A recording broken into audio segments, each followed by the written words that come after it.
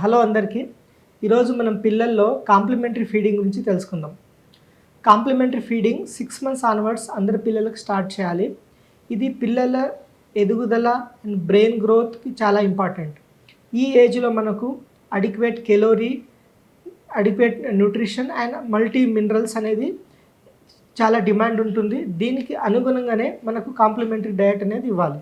అయితే complementary diet అనేది reason to reason, culture to culture చాలా వేరీ అవుతూ ఉంటుంది. సో మన ఇండియా అంతా యూనిఫామ్గా అనేది ఒక కాంప్లిమెంటరీ డయట్ అనేది లేదు.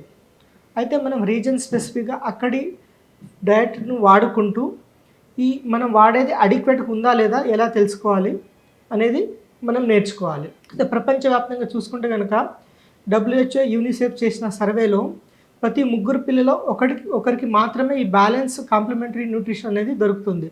మిగతా ఇద్దరికి ఈ కాంప్లిమెంటరీ బ్యాలెన్స్ న్యూట్రిషన్ అనేది అందటం లేదు. దీనికి ప్రధాన కారణం అవేర్నెస్ అనేది.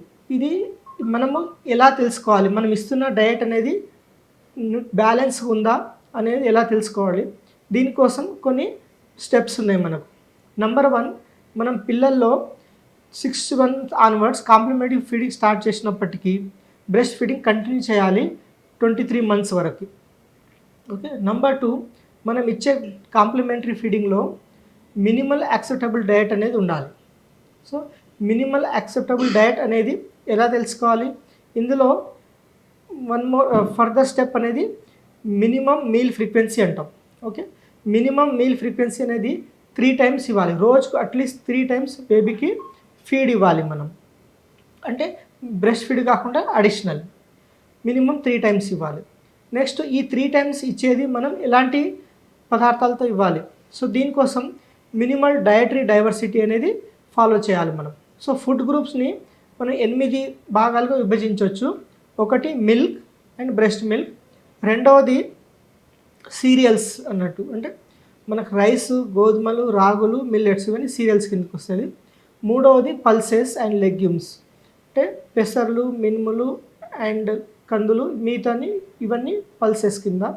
Vegetables, next fruits, next and meet and like fish కానీ, ఎగ్ కానీ, మీట్. Next oils. ఓకే.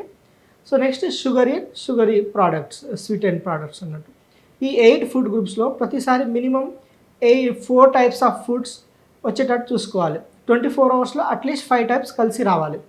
ప్రతి మీల్లో 4 times and 24 hours at least 5 types of food consume చేయాలి. సో ఈ 5 groups ఆఫ్ ఫుడ్స్ని అట్లీస్ట్ 3 times పర్ డే ఇచ్చేస్తే దాన్ని మనం మినిమల్ యాక్సెప్టబుల్ డయట్ అంటాం.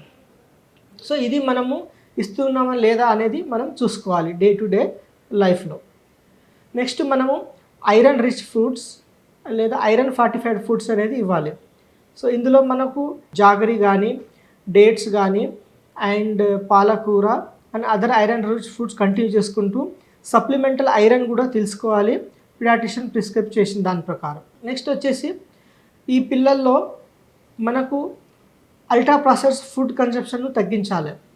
Like salted, sweetened, processed food package కన్సంప్షన్ను తగ్గించాలి.